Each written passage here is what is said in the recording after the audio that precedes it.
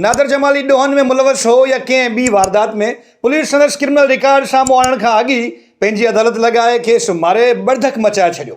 SSP अमीर सऊद मक्सीअ खे मामिलो अहिड़ो त ॻिची में पियो आहे जो हाणे वञी ॻाल्हि सरकार ते पहुती आहे। दादू सां तालुक़ रखंदड़ पीपल्स पार्टीअ जे MNA रफ़ीक जमाली ते प्रेशर बिल्ड थियो। जमाली साहब घर वज़ीर ज़ियाउल अंजार सां राब्तो करे शफ़ाफ़ जांच जी गुज़ारिश कई।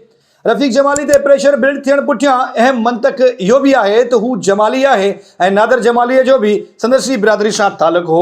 ॿारड़ियुनि में इहा ॻाल्हि कॉमन आहे त बिरादरी सां को बि मसइलो थींदो आहे त चङनि मुड़ुसनि ते प्रेशर बिल्ड थींदो आहे।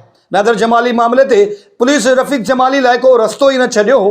हू बयान ॾे हा त कानून में रंडक ख़ामोश रहे त पीपल्स पार्टी जी साख खे धक थिए रसियो। सो रफ़ीक जमाली सिंध सरकार खे डायरेक्ट दांह ॾिनी आहे। होम मिनिस्टर वरी SSP हैदराबाद अदील चांडियो खे जांच जो हुकुम ॾिनो आहे।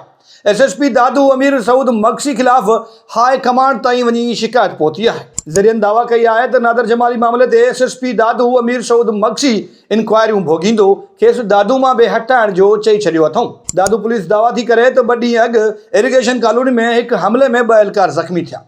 हाणे थियण त ईअं खपे हा जो SSP दादू अमीर सऊद मक्सी जांच जो हुकुम ॾे हा, ज़िम्मेवारनि खे अदालतनि में पेश करे हा। हैरत आहे त अमीर सऊद मक्सी ज़ख़्मी एहलकारनि जी अयादत लाइ जॾहिं इस्पताल पहुतो ऐं उते ई तकरारी बयान ॾिनो त जवाबदार केतिरो बि बाअसर छो न हुजे, अंजाम ते पहुचंदो। नादर जमाली जे मामले ते दादू ज़िले में बड़धक मची वियो। पुलिस तोड़े पीपल्स पार्टीअ जे चूंडियल नुमाइंदनि खे सख़्त तनक़ीद जो निशानो बि बणायो वियो। पुलिस हाणे कहिड़ो बि मौक़िफ़ इख्तियार करे माण्हू क़बूल कोन कंदा। जेकॾहिं नादर जमाली ॾोहारी हो या पुलिस हमले में मुलवस हो त खेसि अदालत आणण, केस साबित करण SSP दादू जी ज़िम्मेवारी हुई, जेका उन पूरी न कई ऐं मामिलो सरकार तोड़े पुलिस जी ॻिची में विझी छॾियो। ज़रियनि मूजिबि नादर जमाली जे वाक़े खां पोइ पीपल्स पार्टीअ जे MNA रफ़ीक जमाली ते दबाव वधियो।